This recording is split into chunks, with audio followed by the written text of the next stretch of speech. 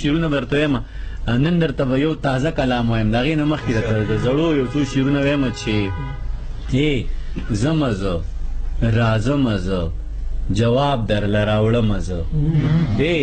ځمه زه راځمه زه جواب درله راوړمه زه ای لاړ نشي کښېنه ښه کتاب درله راوړمه ځمه زه راځمه زه جواب درله راوړمه زه ای لاړ نشي کښېنه ښه کتاب درله راوړمه زه ته څه وایې چې رایې وړه په زلفو کې ایږدمه زه ته څه وایې چې رایې وړه په زلفو کې ایږدمه زه ښه ټیک شوه ځه صحیح شوه ځه ګلاب درله راوړمه مننه د یو غزل یو څو شعر دي چې روان یم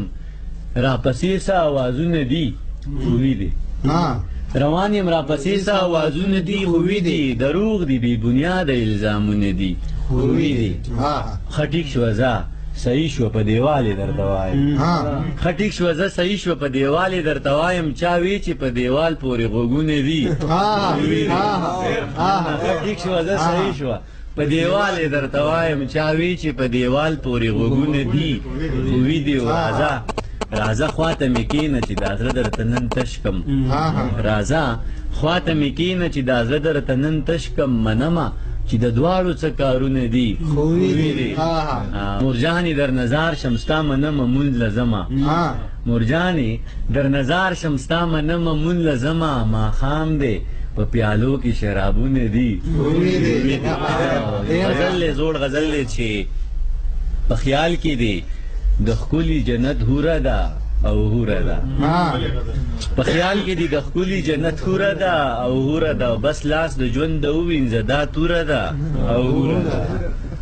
په خیال کې دی مننه غالي صاحب په خیال کې دی د ښکلي جنت هوره ده او هوره ده او بس لاس د ژوند د ووینځه دا توره ده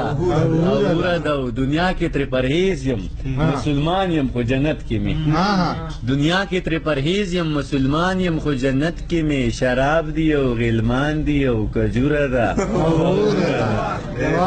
دنیا کې ترې پرهیز یم مسلمان یم خو جنت کې مې شراب دی او غلمان دی او کجوره ده او هوره ده او ما نه غوښتل چې یاد شي زه نه غواړم چې یاد شي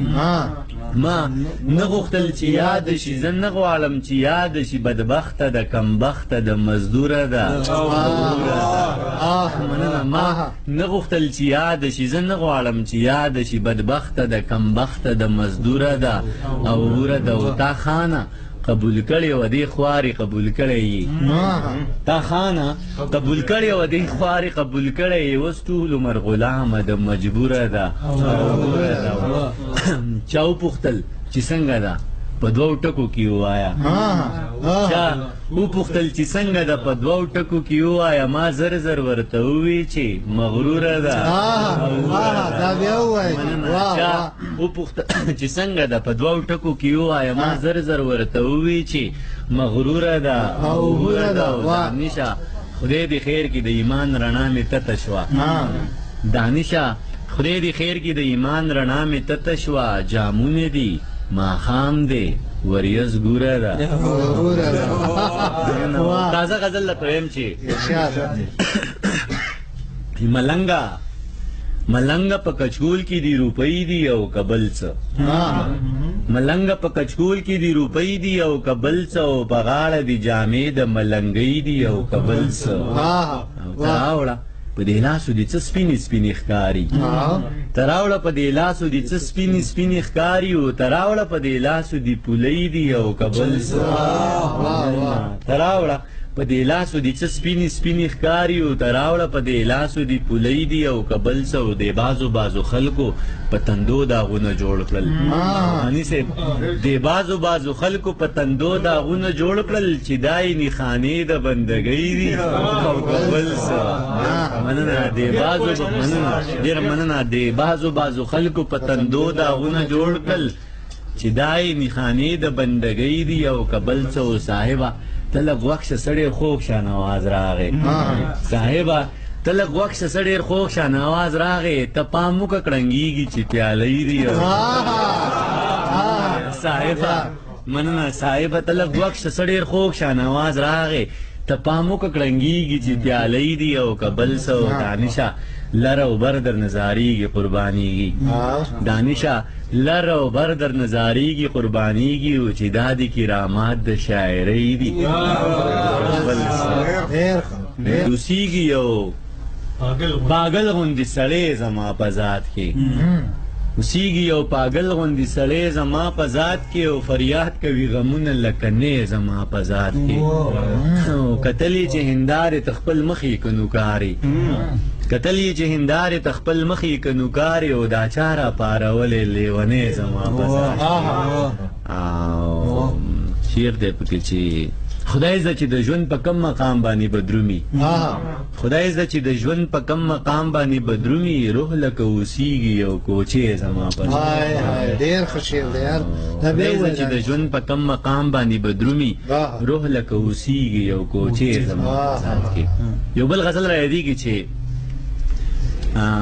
د ګلو جنازې وې د ازغو په اوږو بار وې د ګلو جنازې وې د ازغو په اوږو بار وې او ډولۍ د ارمانونو د پردو په اوږو بار وې او ما وې چې د هندو سره خالونه به پې وران کي ما وې چې د هندو سره خالونه به پې وران کي تیرې تیرې نیزې وې د سړو په اوږو بار وې ما وې چې د هندو سره خالونه به پې وران کي او تیرې تیرې نیزې وې د سړو په اوږو بار وې او اخیر عمر د ځان له په یوازې ځای کې تیر کو اخیر عمر د ځان له په یوازې ځای کې تیر کو بابا ښه شوه چې مړ شوې د بچو په اوږو بار وې اخیر عمر د ځان له په یوازې ځای کې تیر کو بابا ښه شوه چې مړ شوې د بچو په اوږو بار وې او د ډېرو کتابونو ترجمې مې لوستې نه وې افغاني صاحب دا شعر تاسو ته ډالۍ چې د ډېرو کتابونو ترجمې مې لوستې نه وې څه ډېرې ترجمې د ترجمو په اوږو بار وې د ډېرو کتابونو ترجمې مې لوستې نه وې او څه ډېرې ترجمې د ترجمو په اوږو بار وې او دانشه چې د ټول عمر په دواړه اوږو ناستو دانشه چې د ټول عمر په دواړه اوږو ناستو ته ګوره نن هغو ته د هغو په اوږو بار وې یو مختصر غونته کې نظم وایم چې دا ګیم ښه کلکولیټډ دی دا ګیم ښه کلکولیټډ دی ښکارا جاره خبره ده موږ ټول ورباندې پوه یو څوک حل وایو څوک نه وایو دا ګیم ښه کلکولیټډ دی ښکارا جاره خبره ده موږ ټول ورباندې پوه یو څوک حل وایو څوک نه وایو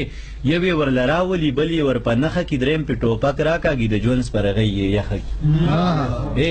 یو یې ورله راولي بل یې ور په نښه کي درېیم پې ټوپک راکاږي د ژوند سپرغۍ یې یخه کي یو یې جنازه وکي بل جنازه ښخه کي څوک رسمي دعا وکي څوک رسمي جړا وکي پاتې وارثان یې ټول ښه شور وکي غوغا وکي داسې هېڅوک نه وي چې یو څه دعوه په چا وکي بس ورځې وي جو تېرې شي او کیسې د سړي هېرې شي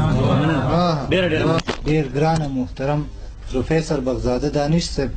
او هم د دې سره زمونږ نننۍ غونډه سر ته رسي بیا به انشاءالله داسې د خوږو ملګرو خواږه خواږه بنډارونه را جوړو او خوندونه به ترې اخلو د بل پروګرامه پورې د الله په امان